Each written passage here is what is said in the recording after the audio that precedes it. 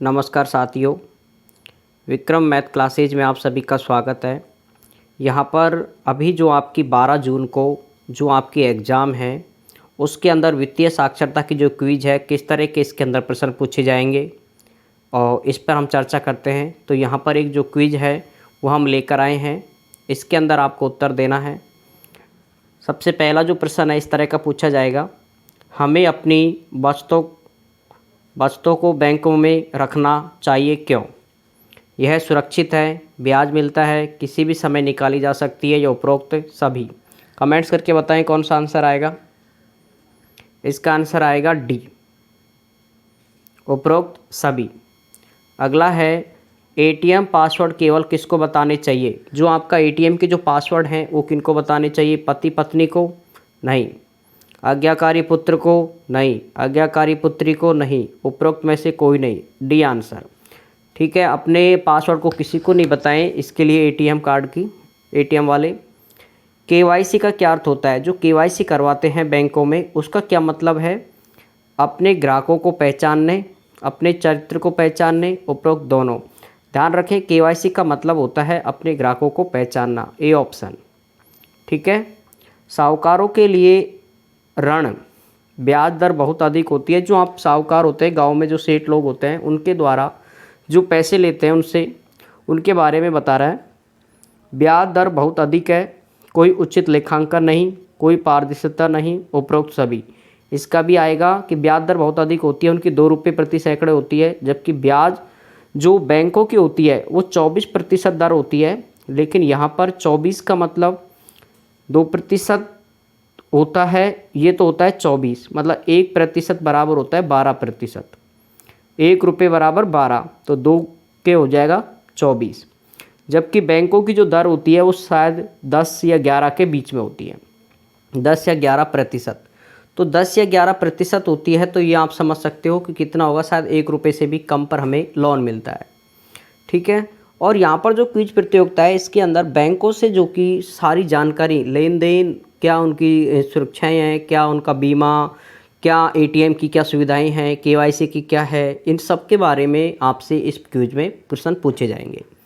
अगला जो प्रश्न है वो है, जीवन बीमा का क्या अर्थ होता है? आपको पता है लाइफ इंश्योरेंस होता है, इसका मतलब होता है मानव जीवन का बीमा, मानव पशु जीवन का बीमा, मशीन का बीमा, उपरोक्त सभी। इसको बताइए आप कमेंट्स करके। ठीक है, इसका होगा जीवन बीमा होता है सिर्फ मानव जीवन, ए ऑप्शन।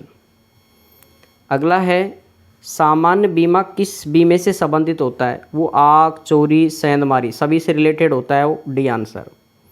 बैंक ऋण देता है, आपको पता है बैंक कार लोन, घर लोन, कार लोन, शिक्षा का लोन, उपरोक्त सभी। इसका भी डी आंसर।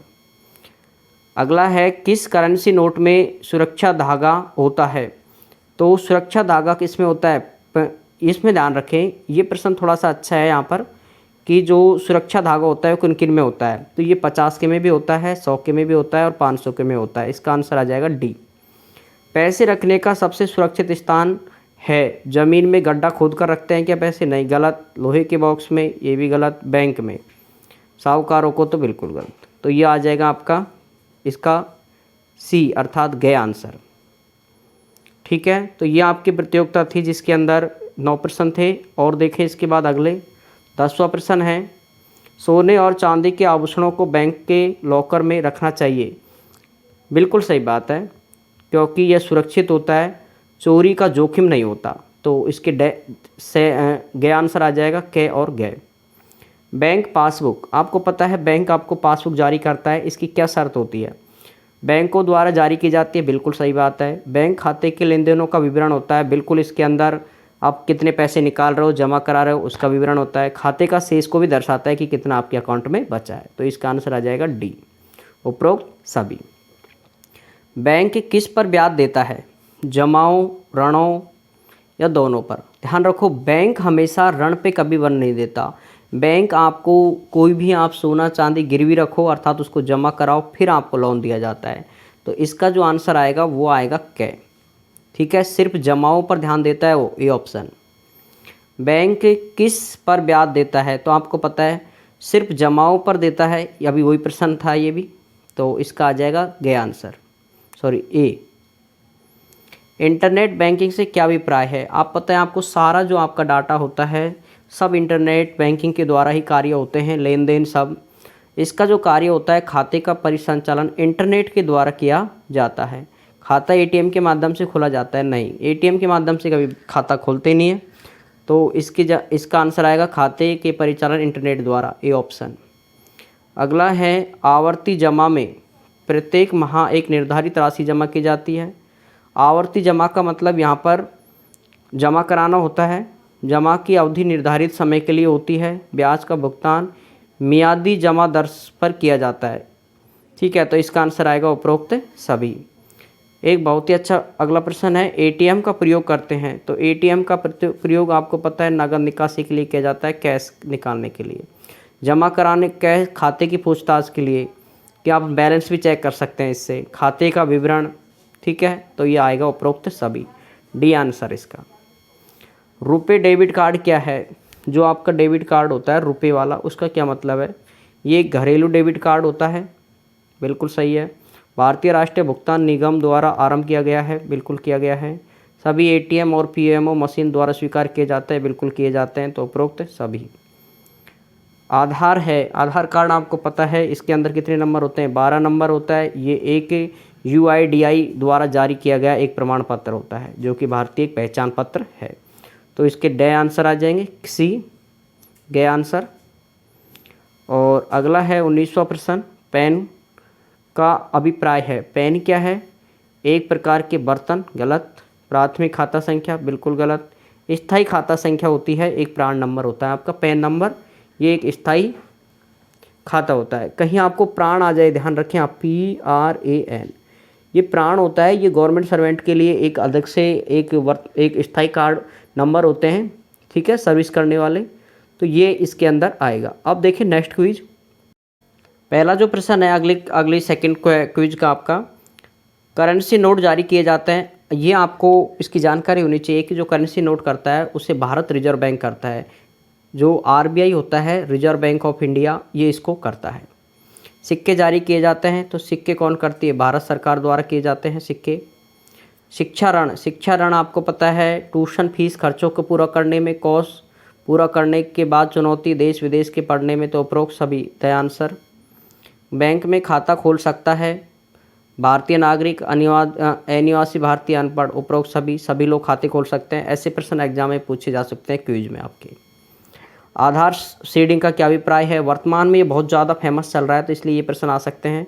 आधार को बैंक खाते से जोड़ना, आधार की नकदी प्रति निकालना, आधार का अंतरण करना। आधार फीडिंग का मतलब होता है आधार को बैंक खाते से जोड़ना, ए आंसर। PMJDY ये है प्रधानमंत्री जन धन योजना की बात कर रहा है ये। तो इसके अंदर 3 लाख का जीवन कवर बीमा, 1 लाख का दुर्घटना बीमा और 5,000 तक की अधिक के वर्ष सुविधा, उपरोक्त सभी, द आंसर आएगा। ये प्रधानमंत्री जन धन योजना के अंतर्गत कौन से खाते खोले जाते हैं? तो ये खोले जा रहे हैं आपको 10 वर्ष से अधिक आयु के नाबालिग, घर की केवल स्त्री, घर के केवल मुखिया, उपरोक्त सभी के, ड आंसर। ऐसे प्रश्न भी आ सकते हैं आपके।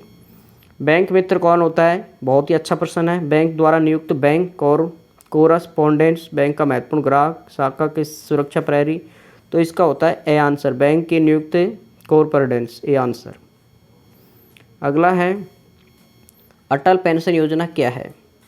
असंगठित क्षेत्र के सामाजिक सुरक्षा प्रदान करना, बहुत ही मोस्ट प्रश्न है क्योंकि अटल बिहारी वाजपेयी के बारे में जरूर आ सकता है। कामगारों को स्वेच्छा से सेवानिवृत्ति के लिए बचत करने के लिए प्रेरित करना, 60 वर्ष की आयु होने के पश्चात निश्चित पेंशन भुगतान करना, तो यह होता है उपरोक्त सभी।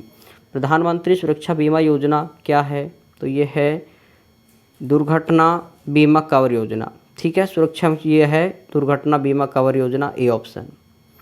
प्रधानमंत्री जीवन ज्योति योजना क्या है? ये है, तो इसमें 2 लाख तक का जीवन बीमा और दुर्घटना बीमा, तो यह हो जाएगी आपकी से आंसर। किस तरह की जमाओं में अधिक ब्याज मिलता है? तो ये आपको बहुत ही अच्छा है कि ये आपको जानकारी होती है, लेकिन आपको पता नहीं कि इसको बोलते क्या है। इसको बोलते हैं मियादी जमा, जिसको हम FD बोलते हैं, ठीक है। चालू खाता बचत में कम मिलता है, FD में ज़्यादा मिलता है। प्रधानमंत्री सुरक्षा बीमा योजना के अंतर्गत कितने दुर्घटना दावा है? तो वो है 2 लाख रुपये आपको, ठीक है।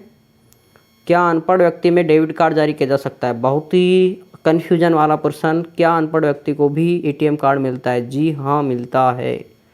आरबीआई के नियमों के अनुसार हम ये कह सकते हैं कि अनपढ़ व्यक्ति को भी डेबिट कार्ड जारी किया जा सकता है। जारी किया जा सकता है, उसका इस्तेमाल की बात नहीं कही गई है। NEFT से क्या अभिप्राय है? तो नेशनल इलेक्ट्रॉनिक फंड ट्रांसफ़र, ये इसका ख आंसर आएगा, ख बी आंसर। RTG से क्या तात्पर्य है? तो ये है, इसका आप कमेंट्स करके मुझे बताएं इसका क्या आएगा, फिर आपको मैं इसके सॉल्यूशन बताऊंगा। ठीक है, तो ये आपके कुछ क्विज के प्रश्न थे जिनको मैंने यहाँ पर पूरे कंप्लीट कर दिए हैं।